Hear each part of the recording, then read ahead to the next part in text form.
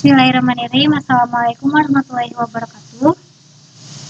Alhamdulillahilladzi arsala rasulahu bil huda wa dinil haq liyudhhirahu 'ala dini kullihi wa kafaa billahi shahida. Izin perkenalkan, nama saya Tiara Putri Andini dengan NPM 240621211085, Prodi Pendidikan Agama Islam semester 2. Yang terhormat dosen pengampu mata kuliah Ilmu Pendidikan Islam, Ibu Hilda Aini Sipa. Untuk mempersingkat waktu, saya di sini akan menjelaskan tentang media dalam ilmu pendidikan Islam. Pengertian media pendidikan Islam. Media berasal dari bahasa Latin, yaitu medius yang berarti tengah, perantara, atau pengantar. Media pendidikan adalah suatu benda yang dapat diindrai, khususnya penglihatan dan pendengaran, baik yang terdapat di dalam maupun yang di luar kelas, yang digunakan sebagai alat bantu penghubung dalam proses interaksi belajar mengajar untuk meningkatkan efektivitas hasil belajar siswa. Media pendidikan sebagai alat dan sebagai teknik yang berkaitan erat dengan metode mengajar, sedangkan media pendidikan Islam di sini adalah cara yang digunakan untuk menyampaikan materi pendidikan Islam kepada peserta didik dalam mewujudkan kepribadian seorang muslim. Pada intinya, media pendidikan Islam ini sebagai alat bantu untuk meningkatkan kemauan peserta didik dalam belajar mengajar. Dan media pendidikan mempunyai peran yang sangat penting di dalam kegiatan pengajaran. Kehadiran media di dalam dunia pendidikan ini, khususnya dalam rangka efektivitas dan efisiensi pengajaran, sangat diperlukan. Dalam dunia pengajaran pada umumnya atau informasi tersebut berasal dari sumber informasi, yaitu tenaga pendidik, dan sedangkan yang menerima informasi yaitu peserta didik. Jenis-jenis media pendidikan Islam.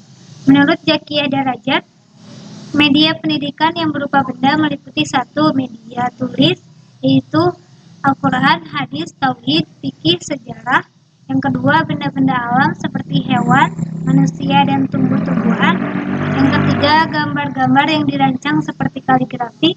Yang keempat, gambar yang diproyeksikan seperti video.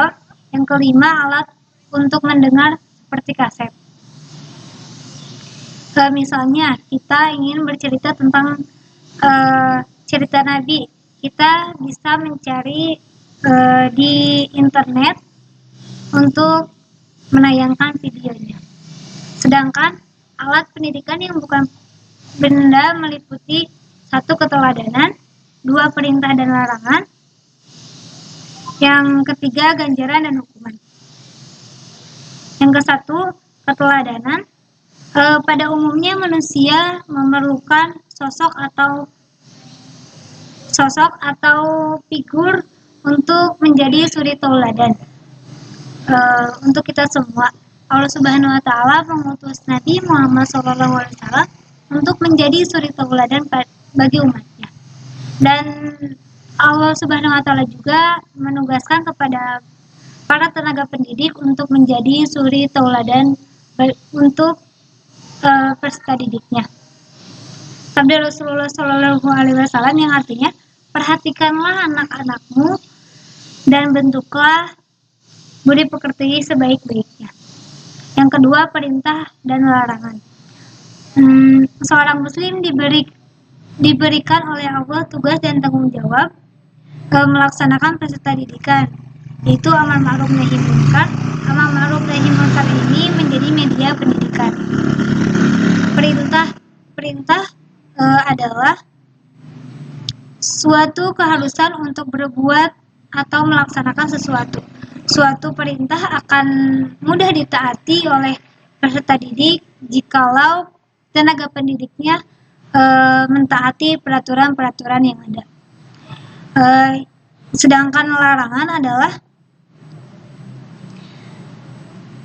dikeluarkan apabila si peserta didik melakukan sesuatu yang tidak baik atau membahayakan dirinya sendiri. Larangan sebenarnya sama dengan perintah, tetapi perintah merupakan suatu keharusan untuk berbuat sesuatu yang bermanfaat. Kalau larangan adalah keharusan untuk tidak melakukan sesuatu yang membahayakan atau yang merugikan. Yang ketiga, ganjaran dan hukuman. Ganjaran sering disebut dengan penghargaan atau hadiah yang diberikan kepada peserta didik yang berprestasi dan baik dalam segi belajar maupun dalam sikap dan perilaku.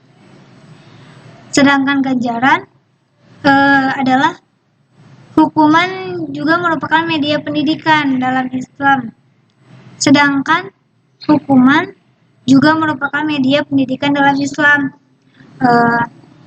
Hukuman disebut dengan iqab. Abdurrahman An-Nahlawi menyebutkan bahwa tahrib yang berarti ancaman atau intimidasi melalui hukuman karena melakukan sesuatu yang tidak diinginkan. Sejak dahulu, hukuman dianggap sebagai alat media yang istimewa kedudukannya, sehingga hukuman itu diterapkan tidak hanya dalam bidang pengadilan raja, tetapi juga diterapkan dalam bidang-bidang yang lain, termasuk bidang pendidikan. Manfaat media pendidikan Islam. Pada dasarnya, manfaat media pendidikan agama Islam adalah alat bantu belajar mengajar yang dapat mempengaruhi kondisi dan lingkungan belajar. Menurut Hamalik, penggunaan media dalam proses pembelajaran berfungsi untuk meningkatkan keinginan, minat, motivasi, rangsangan kegiatan belajar, dan mempengaruhi psikologi pada siswa. Sedangkan menurut Abu Bakar Muhammad, manfaat media pendidikan yaitu 1. Memperjelas materi pelajaran yang sulit. Yang kedua, menjadikan pelajaran lebih menarik. Yang ketiga, membantu konsentrasi anak dalam memperhatikan dan menangkap suatu pelajaran. Yang keempat, meningkatkan kemauan anak untuk belajar. Yang kelima, membantu siswa untuk mempermudah pemahaman. Mungkin cukup sekian yang bisa saya sampaikan. Mohon maaf bila banyak kesalahan. Wabillahi taufiq wal hidayah. Wassalamualaikum warahmatullahi wabarakatuh.